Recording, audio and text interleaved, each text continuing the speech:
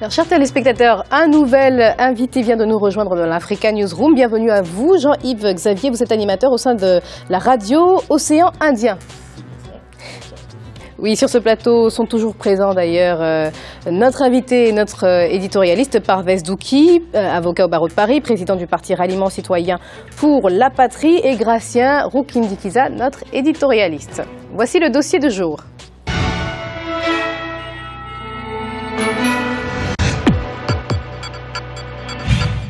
Maurice, c'est une démocratie parlementaire, l'état de droit y est en vigueur et respecté, l'indépendance de la justice est reconnue, la séparation des pouvoirs est réelle. En matière de respect des règles, ce pays est cité comme étant un exemple. L'île Maurice est-elle réellement ce que l'on peut qualifier de démocratie innovante? Olivier Conan est notre envoyé sur place sur l'archipel et a enquêté. L'île Maurice est située à 2400 km au large de la côte sud-est de l'Afrique, dans l'océan Indien, près de Madagascar. Elle est entourée de 2 millions de kilomètres carrés de zones économiques exclusives. L'immensité de la mer qui la baigne l'a peut-être protégée de soubresauts politiques fréquents sur le continent. En tout cas, l'île Maurice est caractérisée depuis son indépendance, le 12 mars 1968, par une stabilité politique remarquable. Le pays n'a jamais connu de coup d'État. L'alternance démocratique y est une tradition. Il y a actuellement 4 partis politiques majeurs. Le Parti travailliste et le PMSD, le Parti mauricien social-démocrate, forment l'actuelle coalition au pouvoir. Le MMM, mouvement militant mauricien de Paul Béranger, et le MSM, mouvement socialiste militant de l'ancien Premier ministre Aneroud Jugno, constituent la coalition des principaux partis d'opposition appelés RUMEC 2000.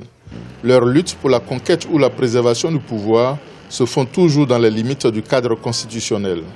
La vie politique est très stable. Pourquoi? Parce que nous avons des élections free and fair. On nomme pas quelqu'un ou quelqu'un est nommé une personne à la tête du pays. Toutes les personnes peuvent participer aux élections. Même la SADC, il y a des représentants qui viennent et découvrent que l'île Maurice est un exemple. À partir de là, on nomme nos candidats. Ils deviennent ministres, premiers ministres, et ça explique pourquoi l'île Maurice est stable. Deuxième, il y a aussi les gens sont pacifiques à l'île Maurice. Les gens sont pacifiques.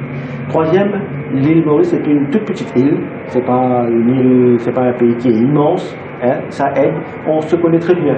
On est tous des amis, on est tous frères, sœurs. Ça explique aussi pourquoi le facteur socio-économique a joué un rôle très important à Maurice. Promouvoir la condition féminine, c'est aussi l'une des priorités des gouvernements successifs mauriciens. La présence des femmes dans l'arène politique est inscrite dans la Constitution. Il existe un quota réservé aux femmes qui assure la promotion du genre. Les partis politiques doivent avoir au moins un tiers des femmes sur leur liste pour les élections des collectivités locales. Cette disposition garantit la présence des femmes sur l'échiquier politique mauricien. Il y a 2 femmes sur les 25 ministres au gouvernement. Depuis 2010, il y a 13 femmes sur 70 membres au Parlement, soit seulement 18,6%. Au niveau des conseillers des villes et villages, les femmes représentent 26% des élus. Cette politique est cependant en train de donner des résultats probants. Les femmes s'engagent de plus en plus en politique. Le maire de l'une des 5 villes du pays est une femme. Issue du parti d'opposition MSM, elle est le premier magistrat de la commune de 4 bornes. Installée en décembre 2012, elle a de grands projets pour la commune qu'elle dirige sans complexe. Nous avons mis en avant 21 projets. Nous avons trouvé les fonds pour faire avancer 21 projets. Donc, par exemple, l'éclairage de certains centres polyvalents. Notre programme électoral, c'était combattre la pollution sous toutes ses formes. C'était un peu ironique, aussitôt qu'on est arrivé, que le système de voirie était vraiment dans un chaos, dans un état chaotique. Chaque quinzaine, on essaye de s'attaquer à ces problèmes-là même. Je demande à chaque conseiller d'être vraiment au courant de ce qui se passe et d'être à l'écoute des citadins. La ville de 4 bornes fait également figure d'expérience pilote en politique parce que les femmes sont très représentées dans la gouvernance de la commune. Elles constituent en effet la majorité du conseil municipal. C'est la seule municipalité qui a à la tête une femme. En plus de ça, nous avons 8 conseillères et seulement 7 conseillers. Donc nous avons une majorité de dames et à chaque fois qu'il y a des projets, nous voyons que les conseillères sont bien plus disposées à aider, par exemple, pour la nature, pour combattre les problèmes de l'environnement. À chaque fois quand je fais appel aux conseillers en général, je vois les dames qui se mettent en avant pour faire ces travaux en faveur de l'environnement, en faveur de la ville, de l'écologie. C'est important que ça arrive à 50%, ce taux de candidats. Parce que nous, on est plus de 50% de la population de Maurice, c'est des femmes. Donc, il faut que à l'Assemblée législative, dans les collectivités locales, il faut qu'il y ait une bonne représentation féminine. Il faut vraiment qu'on puisse respecter l'opinion des femmes et la capacité de travail, l'endurance, la capacité de travail des femmes. La mairie de Quatre-Bornes symbolise l'exception politique de l'île Maurice. Les rapports entre le pouvoir et l'opposition sont frappés du sceau de la collaboration. L'opposition est associée à la gestion de la municipalité dans le respect des prérogatives des différentes parties élues par la population. C'est l'une des leçons du système d'élection par scrutin proportionnel qui a cours sur l'île. Puisque nous avons presque le même combat, on est tous là pour travailler en faveur des citadins, ça se passe bien. Et moi, comme maire, je leur ai dit, nous ne sommes plus en campagne électorale, nous sommes là pour travailler pour tous les groupes ethniques, tous les groupes d'âge et toutes les couches sociales de Quatre-Bornes. Donc, ça se passe bien. Et eux aussi, ils mènent leur combat contre la pollution avec nous et en faveur de l'environnement. Et de cette façon, ça marche bien dans notre conseil. Nous avons 3 grands comités et ils sont représentés dans les comités. Et ils ont leur mot à dire, mais il y a des fois, il y a quelques-uns qui aimeraient faire un petit peu de démagogie, mais ça ne marche pas. Parce qu'ils savent que nous sommes là, par exemple moi, je le dis à chaque fois, je suis là pour la ville entière. On ne peut pas se dire, bon, eux, ils ont voté contre nous, on va être contre eux. Non, pas question. Et tout le monde a compris cela. L'île Maurice constitue une singularité en matière de politique en Afrique. Le pays s'est approprié les leviers de l'alternance au pouvoir. Les partis se consacrent aux jeux politiques et développent un discours modéré aux antipodes des crispations constatées dans de nombreux pays africains. Les ténors de l'opposition actuelle, Paul Béranger et Aneru Junio, ont une longue carrière gouvernementale et tous les deux ont déjà occupé le poste de Premier ministre par le passé. L'approfondissement de la démocratie en République de Maurice est désormais caractérisé par l'inclusion des femmes. L'objectif de la parité homme-femme paraît pour l'instant difficile à atteindre, mais l'exemple de Mme Roumamitou démontre que les femmes peuvent arriver à jouer le premier rôle dans un pays insulaire à la tradition démocratique incontestable. Parvez Zouki, on va prendre votre avis sur cette question. Est-ce que l'île Maurice est un exemple en matière de démocratie pour le continent africain? Je dirais oui et non. Oui, parce qu'il y a les élections qui sont organisées, des élections parlementaires. Est-ce qu'il y a pourtant l'alternance politique? Avant d'arriver à l'alternance politique, donc des élections qui sont organisées, qui sont libres et transparentes. Donc Alors, qui sont libres, plus ou moins transparentes. Par contre, il n'y a pas tous les moyens pour l'organisation des élections vraiment libres, comme on dit en anglais, fair, loyal. Pourquoi? Vous avez là le monopole de la télévision d'État. C'est un fait mauricien. C'est l'État qui exerce le monopole, donc, et forcément la chaîne publique favorise le régime en place. Fait un peu de la propagande du régime en place, qui défavorise bien sûr les mouvements, les partis de l'opposition. Oui, mais il y a tout de même de l'alternance, ce qui signifie que la mainmise de cette chaîne étatique n'est pas si forte que cela. Alors, il y a eu des changements de régime, de gouvernement, mais pas tout à fait de l'alternance, parce que si on regarde la situation actuelle, l'opposition est constituée d'une partie qui est issue du gouvernement, oui, qui a basculé dans l'opposition. Et si jamais vous ramenez cette opposition-là aux responsabilités demain, c'est vous ramenez le gouvernement issu des élections, enfin des dernières élections de 2010. Mais vous dites bien qu'il s'agit d'une opposition, donc elle est en contradiction avec le pouvoir en place actuellement. Enfin, c'est un gouvernement qui s'est scindé, oui, qui est devenu opposition, et c'est pour ça que je dis qu'il n'y a pas tout à fait d'alternance.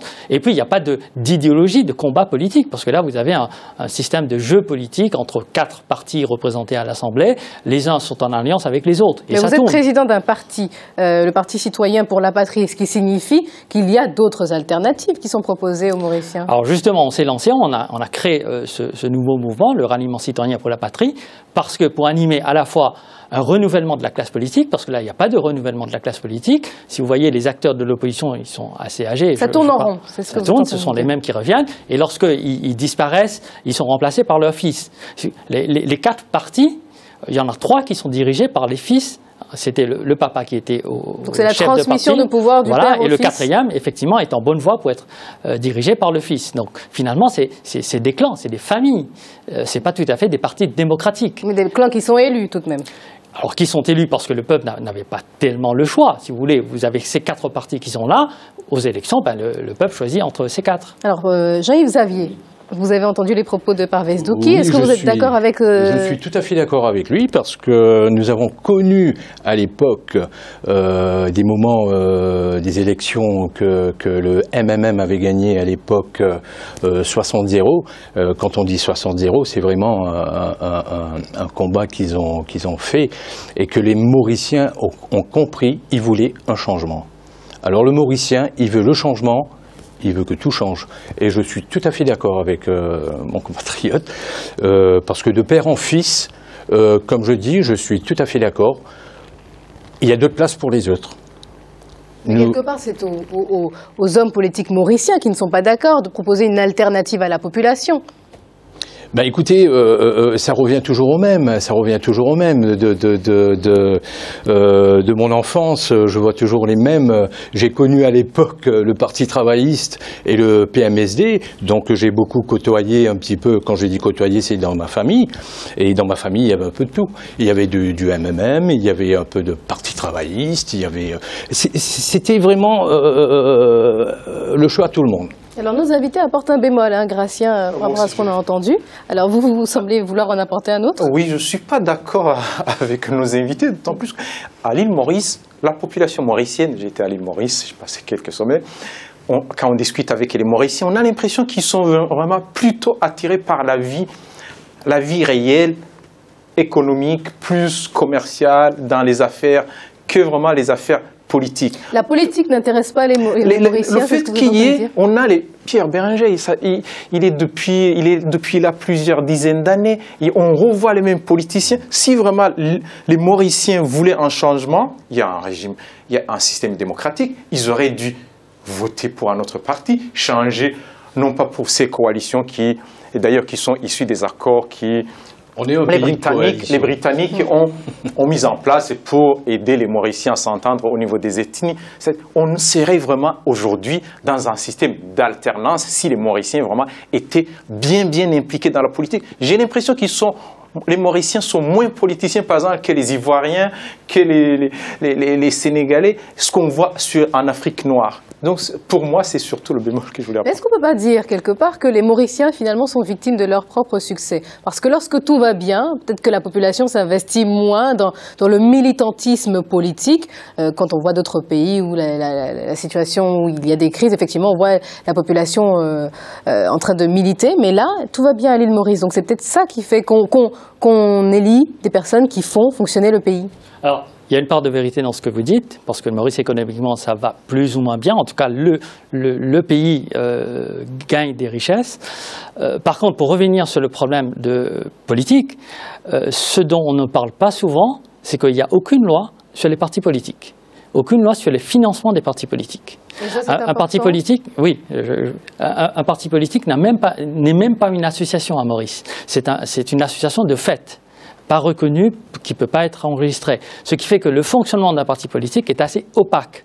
Ce qui permet à ceux qui sont déjà là existants, du coup, de continuer à exister et de rendre l'alternance beaucoup plus difficile. Mais ce qui n'empêche pas non plus les autres d'exister. les autres commencent à exister et c'est la raison pour laquelle nous nous sommes lancés. Parce qu'il y avait, comme je l'indiquais, le vieillissement, l'absence d'idéologie, de confrontation idéologique. Là, vous avez 4 partis, les uns ils sont en alliance avec les autres, ce sont les mêmes. Donc du coup, tout le monde a été en alliance avec l'autre. Il n'y a plus de débat idéologique, ce sont les mêmes. Ce qui arrive aussi dans d'autres pays, sauf que dans d'autres pays, il y a également des conflits liés justement au bras de fer entre les différentes parties, ce qu'il n'y a pas à Maurice. Alors, la raison est peut-être institutionnelle, c'est qu'à Maurice, on a le scrutin majoritaire. Le régime, il est parlementaire, c'est pas présidentiel. Un scrutin majoritaire à un tour. Un tour, ça oblige les partis à s'entendre avant les élections. Il n'y a pas de 2 tours, il y a un ralliement, effectivement, après le premier tour. Maurice a connu une transition sur le plan étatique. 65, Maurice devient autonome, 68, indépendant, 92, Maurice devient une république, et encore c'est pas fini parce que dans le système judiciaire de Maurice, c'est toujours à Londres, le conseil privé de la reine qui est le juge suprême, si vous voulez. Voilà, donc Maurice a connu l'indépendance un peu de manière successive. Ça peut expliquer, pour une certaine raison, la stabilité politique que nous connaissons, et surtout en 82, parce qu'avant de 68 à 82, il y avait le renvoi des élections. Ça tardait à venir, les élections législatives. En 82, le gouvernement Paul Béranger, à ce moment-là, avait fait une loi pour interdire tout renvoi des élections. Ce qui fait qu'aujourd'hui, on ne peut plus renvoyer les élections. Ça doit avoir lieu dans chaque 5 ans. Jean-Yves Xavier, ce scrutin à un tour pose problème en matière de démocratie, vous pensez ? Écoutez, je veux dire aussi que les Mauriciens, je suis un petit peu d'accord aussi que monsieur avait dit avant, c'est qu'on n'est pas pris dans la politique. C'est-à-dire la politique commence quand on va les voter. Un mois avant. En période électorale. En période électorale. Les gens parlent beaucoup de politique, les gens travaillent beaucoup sur la politique.